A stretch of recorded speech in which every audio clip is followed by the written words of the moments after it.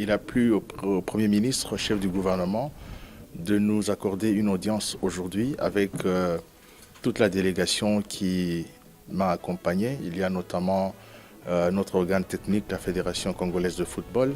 Il y a le comité olympique. Il y a le secrétaire général de notre ministère, ainsi que d'autres grandes personnalités, notamment le collègue ministre d'État, ministre du Budget, ainsi que Madame la vice-ministre des Finances. Tout a tourné autour de la préparation de notre équipe nationale quant au match de barrage, comptant pour la qualification Qatar 2022.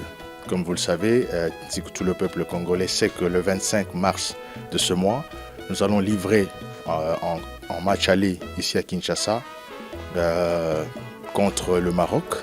Et le 29 mars, nous livrons le match retour à Casablanca au Maroc. Voilà, donc il est question pour tous les Congolais de se mobiliser comme un seul homme. Et tout ça devrait commencer par la volonté du gouvernement de voir le pays se qualifier à la Coupe du Monde. Et le Premier ministre a préféré que ça se passe au début du mois de mars. Voilà qu'aujourd'hui on est le 1er mars, le Premier ministre nous a réunis. C'est une première réunion, on aura encore à se rencontrer pour l'évaluation.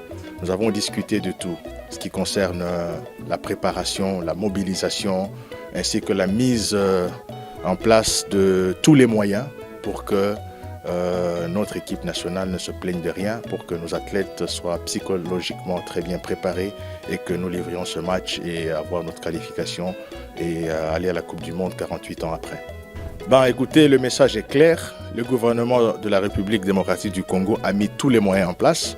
Le chef de l'État lui-même a pris tout en charge. Et pendant que je vous parle, pour ce qui concerne l'organisation, il n'y a rien qui manque.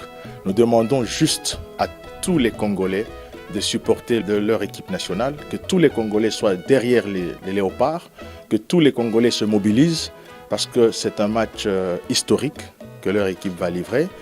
Donc c'est une histoire de tout le monde, c'est une histoire de toute la République. C'est vraiment historique 48 ans après que nous voyons notre équipe nationale à la Coupe du Monde Qatar 2022.